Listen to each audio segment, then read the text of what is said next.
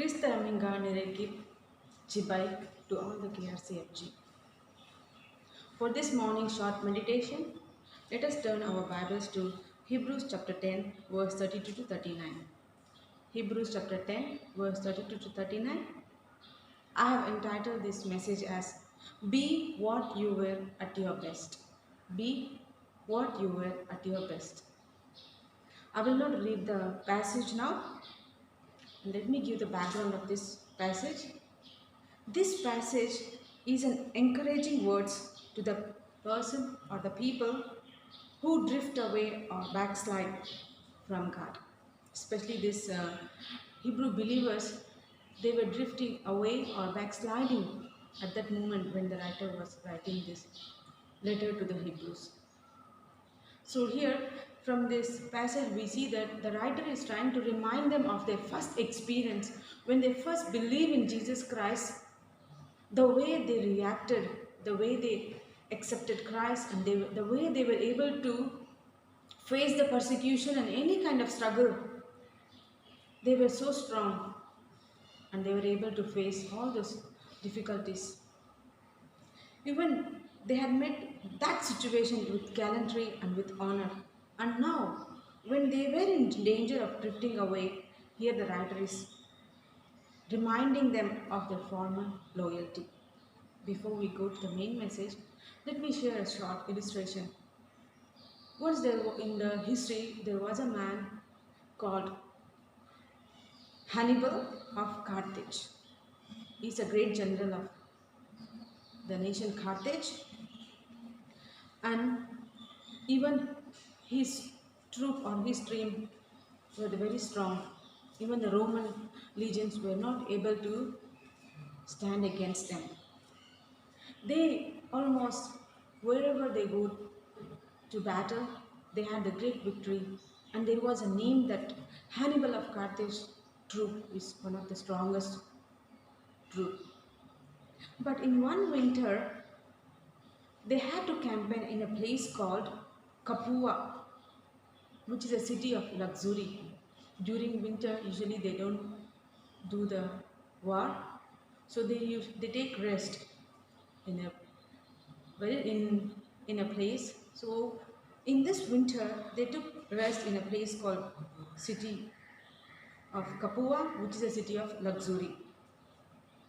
And here, the city of luxury, this troop, they sat so much here, even that the moral of the Carthage troops that they were enjoying the luxury. They were in such a situation that they forgot everything. Since it is a city, everything is available to them. They enjoyed, they eat what they want. They live in such a immoral life. After the winter, the spring started. When the spring started, the Romans came to fight against them, and they won the battle. Here, in the beginning, Hannibal's troop was so strong as no one was able to overcome them. But the city of luxury made them such an immoral people, such a weak people, that the Romans could come and take over them. In the beginning, the Romans who were not able to fight against them, the city of luxury, Capua, made them such a weak people. We can learn a lesson from this example of this Hannibal's troop. The luxury which they go through made them weak.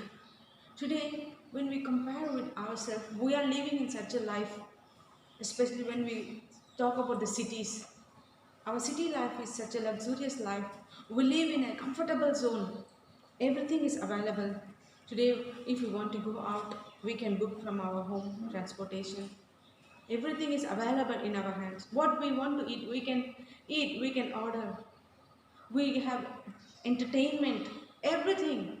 We forget the suffering, we forget the weakness. We live in such a comfortable life.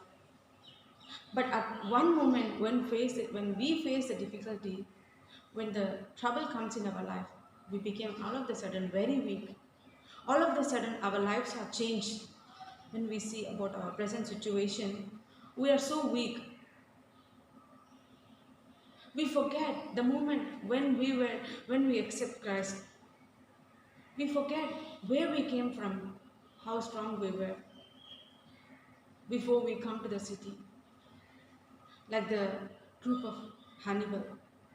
But the ones they come to the city, they forget everything. When we see the people who live in the city, even though they come from very good Christian family, the moment when they come to the city, some of them are unable to go to church.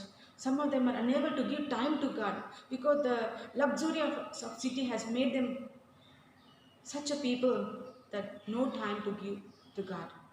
We are addicted to all the luxurious life. We forget God. But now at the moment when we go through the suffering and pain, we become so weak and we forget from where we came. That's what we see in the life of this Hannibal of Carthage. Their comfortable lives had ruined them when struggle had only toughened them.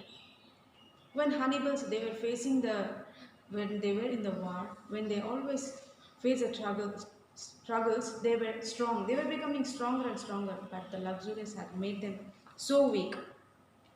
It is often same in the case of Christian people. So when we go through tests and trial in our life, we become strong. But when we go through the luxurious life and the comfortable life, we forget. And all of a sudden, when we face the suffering, we became very weak. We don't know where to go, to whom to we acknowledge. Same thing we see to the Hebrew believers when they're trying to drift away. The situation made them to drift away, backslide. But here, the writer of Hebrews is encouraging them. Let us go for point number 1. Remember your former Christian experience. Verse 32 to 34. Verse 32 to 34.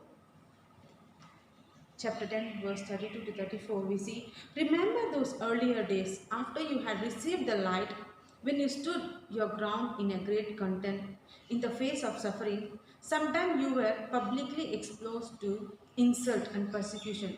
At other times you stood side by side with those who were so treated. You sympathized with those in prison and joyfully accepted the confiscation of your property because you knew that you yourself had better and lasting possession.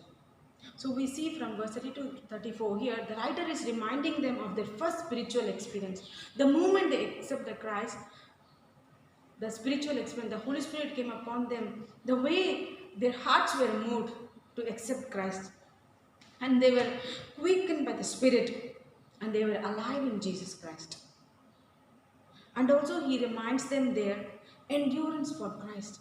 As we see the history of Christianity, in the early history we see that the Christians faced lots of persecution. Christianity was a new religion during that time. So there were so many opposition.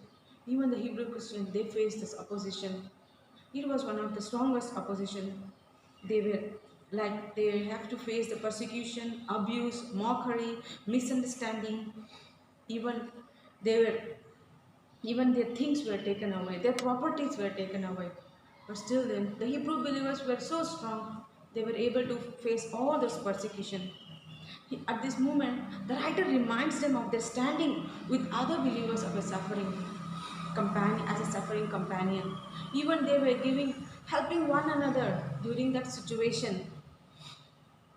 To be a Christian believer was unpopular and a mockery to most in the society of that day. But he reminds them that taking such a stand for Christ and yet needing to be warned against the judgment of God. They stand against those days, but today they are to be warned from drifting away. They were such a strong Christians, but today the situation made them to warn them from drifting away. So the writer is reminding them that how strong they were. So they need same strength today. They need to be encouraged and comforted to come back into the same situation. The writer is reminding them. And the next point is chapter 10, verse 35 to 39. Rejoice in God in any condition. So do not throw away your confidence. It will be richly rewarded. You need to persevere so that when you have done the will of God, you will receive what He has promised. For in just a very little while, He who is coming will come and will not delay, but my righteous one will live by faith. And if he shrinks back, I will not be pleased with him. But we are not of those who shrinks back and are destroyed, but of those who believe and are saved.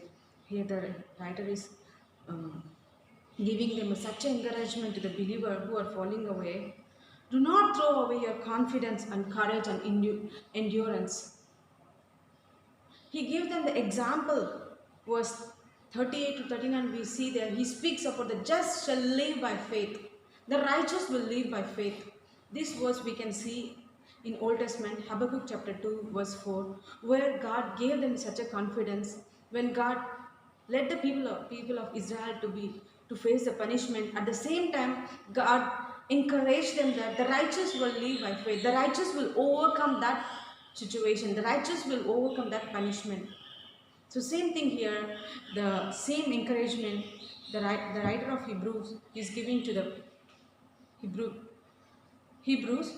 Faith in God is such a firm trust in His character, power and word that we shape all our action accordingly. Faith leads us to commit our lives to Him. Faith in His wisdom and goodness makes us glad to obey Him. Even when we do not understand His reason for everything, we trust His promise and endure hardship. Faith means loving and serving God regardless of circumstance. So here the writer of Hebrews is giving such an encouragement to the believers.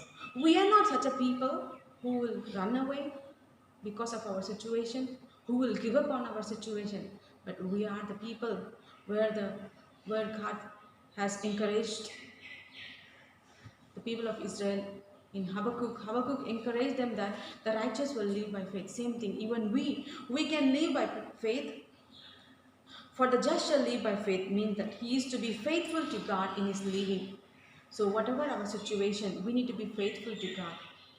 It may be hard, it may be such a pandemic situation, but we need to have such a faith to face it, to overcome it. We need to remember the past when we accepted Christ, when Christ came into our life and our family, how joyful we were, how blessed we were, how we were able to face any difficulty. But today, because of our luxurious life, because of the lifestyle we are living, we forget everything about God and His power. So let us have the same power. Lastly, I want to encourage with one more point. Read and hear the word of God from Romans chapter 10, verse 17.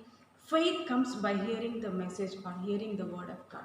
How can our faith improve or how can our faith grow? It is only by hearing the word of God. We as a Christian or we as a believer, we need to read and hear the word of God. Only God's message which can comfort us, which can encourage us. We all have faith on something, but our faith is independent on what or who we are listening to. So what to whom we are listening is very important. If we are listening too much to the world, the situation, we may have scare, we may pandemic, we may have so many confusion, what to do, where to go. But if we listen to the word of God, which can encourage us, which can comfort us, which can change our mind from confusion, which can bring great hope to us so that we can rejoice in the hope. The word of God is a faith builder. The more you hear it, the more encouraged in your faith you become. So let us, in this situation, let us meditate on the word of God. Let it encourage us and so we can grow in our faith. As the writer of Hebrews said to his believers, be what you were at your best. Means if we only were always at our best, let us try to be at our best. Like life would be very different. Christianity does not demand the impossible, but if we were always as honest, as kind, as courageous, and as cautious as we can be, life would be transformed. So we must be, even in this situation, courageous, cautious, and we must be kind and honest. Then only our life can be transformed, even in this very situation. So let us also put our faith in God and do not fall away. Even though the world may turn into ups and downs, but the just shall live by faith. Amen. God bless you.